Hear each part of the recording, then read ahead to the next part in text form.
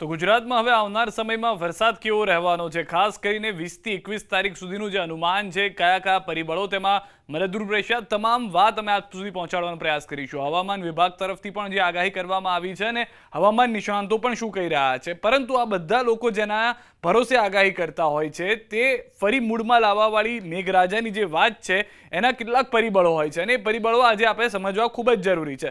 સૌથી પહેલું પરિબળ આપણને બધાને ખબર છે કે જ્યારે બંગાળની ખાડીમાં કોઈ પણ હલચલ થાય તો વરસાદ ગુજરાતમાં જોવા મળે છે, વધતા ઓછા પ્રમાણમાં થાય સ્વાભાવિક રીતે. જેટલા આપણે આપ સી જોઈ રહ્યા છો, સી લખેલું જેટલું પણ આપ જોઈ રહ્યા છો તે છે તમામ સાયક્લોનિક સર્ક્યુલેશન. પરંતુ આપણા માટે મુખ્ય મહત્વની વાત, એટલે કે ગુજરાત માટે મુખ્ય મહત્વની વાત એ છે કે અહીંયા આગળ બંગાળની ખાડીમાં હલચલ જોવા મળી રહ્યું છે. લો પ્રેશર જે છે તે સર્જાયું છે અને વેલમાર્ક લો પ્રેશર પણ થોડા સમયમાં થઈ શકે છે. આપને એમ થશે કે આનો જે રૂટ છે એ રૂટ તો અલગ દેખાડી રહ્યો છે, તે ગુજરાત તરફ તો છે નહીં, તો પૂર્વોત્તર તરફ છે, પૂર્વોત્તર ભારત તરફ જઈ રહ્યો છે. તો ગુજરાતને એનાથી શું? તો ગુજરાતને એનાથી એટલા માટે ફાયદો મળશે કારણ કે જ્યારે આ સિસ્ટમ ભારતના પૂર્વોત્તર વિસ્તારમાંથી પસાર થતી હશે ત્યારે અરબ સાગરમાંથી તે પવનો ખેંચવાનો પ્રયાસ કરશે અને જ્યારે અરબ સાગરમાંથી તે ભેજવાળા પવન ખેંચવાનો પ્રયાસ કરે છે તો તે ગુજરાત ઉપરથી પસાર થતા હોય છે. સ્વાભાવિક રીતે જ્યારે પણ એ ભેજવાળા પવનો ગુજરાત પરથી પસાર થશે ત્યારે જ્યાં જ્યાં અનુકૂળ હશે ત્યાં ત્યાં વરસાદ થશે. આપણે જોયું છે એટલે 24 કલાકમાં અલગ અલગ વિસ્તારમાં છૂટો છવાયો વરસાદ, ભારે વરસાદ એવા સમાચાર મળી રહ્યા છે. એનું કારણ કે આ જે લો પ્રેશર જે છે જે કદાચ ભવિષ્યમાં વેલમાર્ક લો પ્રેશર થોડા સમયમાં થઈ જશે, ભલે પૂર્વોત્તર ભારત તરફ જતું, પરંતુ અરબ સાગરમાંથી તે ભેજવાળા પવનો ખેંચશે કે જે ગુજરાત ઉપરથી પસાર થઈને જશે. ગુજરાતના અલગ અલગ વિસ્તારોમાં તેને લઈને વરસાદ હળવો મધ્યમ જોવા મળી શકે છે. હવે અહીંયા આગળ સમજવાનું છે કે 21 જુલાઈ સુધી બધા જ જિલ્લામાં વરસાદ સંભવ છે તેવું કહ્યું છે હવામાન વિભાગે. હવામાન વિભાગ તરફથી આગાહી કરવામાં આવી છે કે 21 જુલાઈ સુધીમાં કોઈ પણ જિલ્લો એવો ના હોય કે જ્યાં આગળ વરસાદ ન થાય તેવી શક્યતા જોવા મળે. અત્યારની શક્યતા એવી છે કે ગુજરાતના તમામ જિલ્લાની અંદર 21 જુલાઈ સુધીમાં વરસાદ સંભવ છે. પરંતુ અહીંયા આગળ એક વસ્તુ એ સમજવાની છે કે અહીંયા એ સ્પષ્ટ કર્યું છે કે 25% વિસ્તારમાં વરસાદ થઈ શકે છે. એટલે કે કચ્છમાં વરસાદ થવાનો છે, કચ્છ જિલ્લામાં વરસાદની આગાહી છે.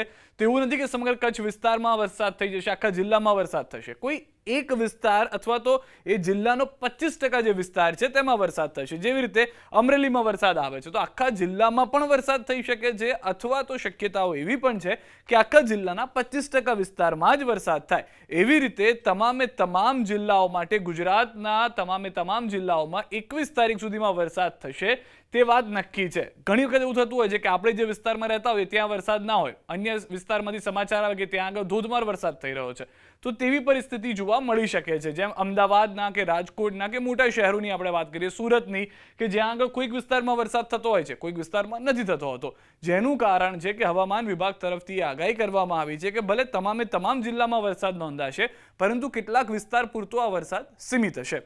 હવે હવામાન વિભાગ બાદ અમે ECMWF વેધર મોડલની વાત, તે પહેલા GFS વેધર મોડલની વાત કરી લઈએ.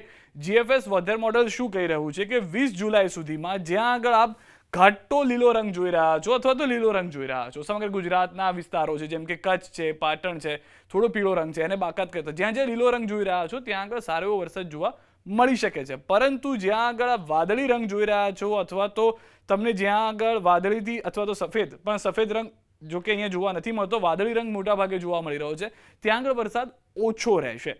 બાકીના જે વિસ્તારો છે જેમ કે જ્યાં આગળ ઘાટો ગુલાબી રંગ જોવા મળે છે અથવા કેસરી રંગ જોવા મળે છે, જેમ કે દક્ષિણ ગુજરાતના કેટલાક વિસ્તારો છે, અહીંયા પણ આપ જોશો તો નવસારી આખો જિલ્લો નથી, વલસાડ આખો જિલ્લો નથી કે જ્યાં આગળ છે, તેના જ કેટલાક વિસ્તારો છે કે જ્યાં આગળ સારો એવો વરસાદ 8 ઇંચ જેટલો વરસાદ જોવા મળી શકે છે 20 જુલાઈ સુધીમાં. જેમ કે દક્ષિણ સૌરાષ્ટ્રના વિસ્તારો પર પણ આવશો તો અહીંયા આગળ આપને પીળો અને લીલો રંગ ભેગો થતો જોવા મળશે, જેમ કે જુનાગઢ છે, પોરબંદર છે, ગીર સોમનાથ છે. આ વિસ્તાર એવા છે કે જ્યાં આગળ થોડો પીળો રંગ અને લીલો રંગ ભેગો જોવા મળી રહ્યો છે એક જ જિલ્લાની અંદર. તો એનો મતલબ એ સ્પષ્ટ છે કે એક જિલ્લાના કેટલાક વિસ્તારોમાં શક્યતાઓ છે કે ભારે વરસાદ થાય, જ્યારે બીજા જિલ્લાના બીજા વિસ્તારોમાં એટલો વરસાદ ન પણ હોય, જે રીતે હવામાન વિભાગ તરફથી કહેવામાં આવ્યું હતું તે રીતે.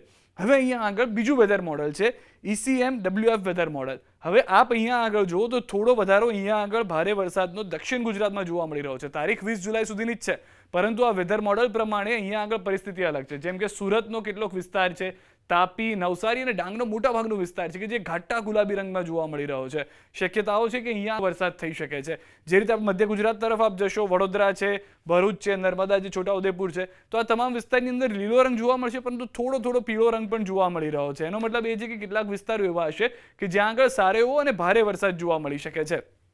કચ્છ માટે ચિંતાના વાદળો ECMWF વેધર મોડેલ પ્રમાણે અહીંયા પણ છે કે જ્યાં આગળ મોટાભાગનો કચ્છના જિલ્લાની અંદર વાદળી રંગ જોવા મળી રહ્યો છે. એટલે કે લીલો રંગ જે હતો કે થોડો ઘણો વરસાદ થશે, પરંતુ વાદળી રંગનો મતલબ છે કે શક્યતાઓ ખૂબ જ ઓછી છે વરસાદ થવાની આ વિસ્તારની અંદર. જો કે ECMWF વેધર મોડેલનું આ કહેવું છે. જે રીતે હવામાન વિભાગે પણ કહ્યું હતું કે જિલ્લાઓની અંદર, તમામ ગુજરાતના જિલ્લાઓની અંદર વરસાદ તો નોંધાશે, પરંતુ આખા જિલ્લામાં ન હોય, 25% જેટલા જિલ્લામાં હોય તેવી પરિસ્થિતિ છે. તો આ જે તમામ તસવીરો જોઈ છે, દ્રશ્યો જોયા છે, અને તમામની વચ્ચે આ જે એક લો પ્રેશર બની રહ્યું છે, જે વેલમાર્ક લો પ્રેશર બનવાનું છે, એ મુખ્ય કારણ માનવામાં આવી રહ્યું છે કે જેના કારણે ગુજરાતમાં 20-21 તારીખ સુધીમાં અનુકૂળ પરિસ્થિતિના કારણે જ્યાં ભેજવાળા વાદળો હશે ત્યાં આગળ વરસાદ થઈ શકે છે.